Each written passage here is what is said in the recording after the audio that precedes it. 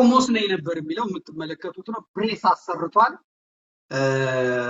ቆቡን አድርጓል፣ ካባ አድርጓል እና የሚናገረው ትግርኛ ነው። ያው ቦታ ይከፈትለታል። ቤተክርስቲያኗ መስፈርት የላትም። የት ገዳም ነው ያለው፣ የት ነው ያለው፣ ማንን ምንድነው አይባልም። ሲመስለኝ የቤተክርስቲያኒቷን መዋቅር በሙሉ አጠቃለው ይዘውታል።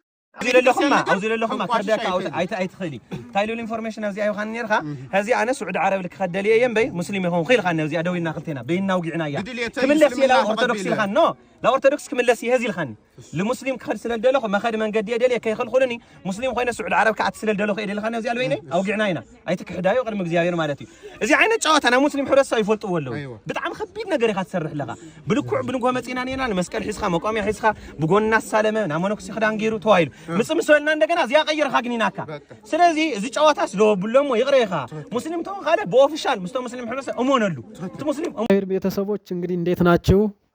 ዛሬ ይዘንላችሁ የመጣ ነው ምንድነው በዚህ ሳምንታዊ በሆነው ፕሮግራማችን ላይ አንዳንድ በሚዲያ የሚንከባለሉ በጣም ለቤተ ክርስቲያን ጥሩ የማይሆኑ በጣም እይታቸው በጣም አግባብ ያልሆኑ ነገሮችን እያየን ስለመጣን ለነዚያ ምናልባት የተወሰነ ሐሳብ ለማቀረብ ነው የመጣ ነው።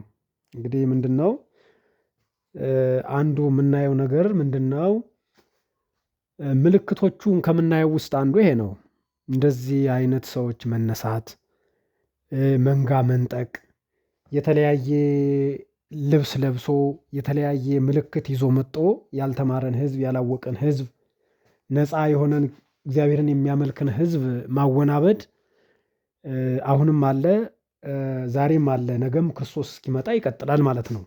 እና በዚህ ሳምንት በሚዲያ ላይ የምናየው ቆሞስ ነኝ እያለ ይሄ ሰው ግን የተገኘው ከሌላ ቤተ እምነት ነው የተገኘው። በእውነቱ የኢትዮጵያ ህዝብ ምን አይነት ድንዛዜ ውስጥ እንደገባ ባናቅም እውነት ለመናገር እንግዲህ ከሙስሊም ገብቶ ነገር ግን በቤተክርስቲያን ስም እየነገደ በቤተክርስቲያን ስም እንደ ሉተራውያኑ ሰርቲፊኬት እያወጣ እኔ አጠምቃችኋለሁ እኔ አቆርባችኋለሁ እያለ እንዲህ አይነት ስራ እየተሰራ እያየን ነው። በእውነቱ ይሄ እንዳንድ ክርስቲያንም እንደ ኢትዮጵያም ይሄ ነገር አግባብ ነው ብለን አናምንም። ስለዚህ ይሄን ነገር ሃይ ማለት ይሄን ነገር ማስተካከል የሚመለከተው አካል ማስተካከል ያስፈልጋል ማለት ነው። በእርግጥ አንዱ የመጽሐፍ ቅዱስ ምልክቱ ነውና ነገር ግን የሰው ልጅ መጠንቀቅ መቻል አለበት። ምዕመናን መምህራቸውን ማየት መቻል አለባቸው። ጌታም እኮ በጎቼ ይከተሉኛል ነው ያለ። በጎቼ እኔን ይከተሉኛል ድምፄንም ያውቃሉ ብሏል በዮሐንስ ወንጌል 10 ላይ። ስለዚህ ምዕመናን አገልጋዮችን መከተል ያስፈልጋል። እግዚአብሔርን የሚያከብሩትን ለክህነቱ ክብር ያላቸውን፣ ለጵጵስናው ክብር ያላቸውን፣ ለምንኩስናው ክብር ያላቸውን እነሱን ማየት መመልከት ያስፈልጋል ማለት ነው። በእውነቱ ጉድ እያየን ነው እየመጣን ያለ ነው። ማስተዋል ያስፈልጋል። ነገሮችን ማየት ያስፈልጋል። ለዚህም ደግሞ እንግዲህ አግባብ ያለው መልስ መስጠት ያስፈልጋል ማለት ነው። ሁላችንም ልናስተውል ይገባል። ባለብሬሱ የመንበረ ሰላማ ትሩፋት እንደምታዩዋቸው እነ ሸምሱ ቆሞሱ ባለብሬሱ ናቸው። እጅግ በጣም የሚያሳዝን መረጃ ነው። ሰላም ኦርቶዶክሳውያን ታላችሁ እግዚአብሔር ይመስገን በጣም ደህና ነኝ።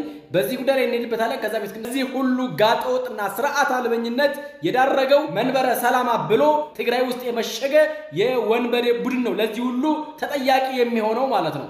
ምክንያቱም ትግራይ ላይ መሽጎ ብፁዕ ወቅዱስ አቡነ ማትያስ ሄደው ይቅርታ ጠይቀው 20 ሚሊዮን ብራቸውን ከቃሙ በኋላ አንታረቅም ያሉ ቡድኖች ናቸው። ሓደ ዝመስቀል ሒስኻኒኻ ቤተክርስቲያን እውቅና ያትከ ሱኻ በዓል አሁን በዚህ ሳምንት እያየነው ያለነው እንግዲህ ሁላችሁም በተለይ መረጃ የምታዩ ቲክቶክ የምትጠቀሙ አካላት አንድ አባት ነኝ ባይ ነገር ግን አባትነቱ የት እንደመጣ ቁምስናው የት እንደመጣ የትኛው ጳጳስ የትኛው ካህን እንደሰጠው ያልታወቀ ሰው በድረገጹ አባቡሽ ብሎ በዛ በሰሜኑ አካባቢ ያለውን ምዕመናን እያወናበደ ይገኛል። በእውነቱ ይህን ነገር ማስተዋል ያስፈልጋል። ሰው ለገንዘብ መሰብሰቢያ ለገንዘብ መቸብቸቢያ ብሎ ሰውን ሰለባ ማድረግ በእውነት በእግዚአብሔር ዘንድ የሚያስጠይቃል። ይሄ አግባብ አይደለም። ለላይክና ለሸር እየተባለ ሚዲያውን በአግባቡ መጠቀም ያስፈልጋል።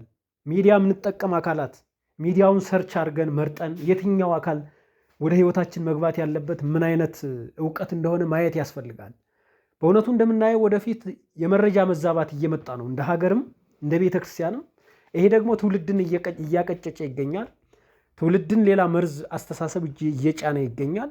ስለዚህ ለድረ ገጻችን ለሚዲያችን ጥንቃቄ ያስፈልጋል። እንደነዚህ አይነት ሰዎችንም ነቅሎ ማውጣት ያስፈልጋል። ከቤተክርስቲያንም ህግ የሆነ ሰውም ወይም ደግሞ የህግ አካላትም እነዚህን ሰዎች ማጣራትና የት እንደመጡ ማየት ማስተዋል ያስፈልጋል። ትልልቅ ነገር እየጠፋ ነው። ስለዚህ ማየት ያስፈልጋል ወዳጆቼ። يحزن مسلم امنتنا تايغبر ليل يبلاش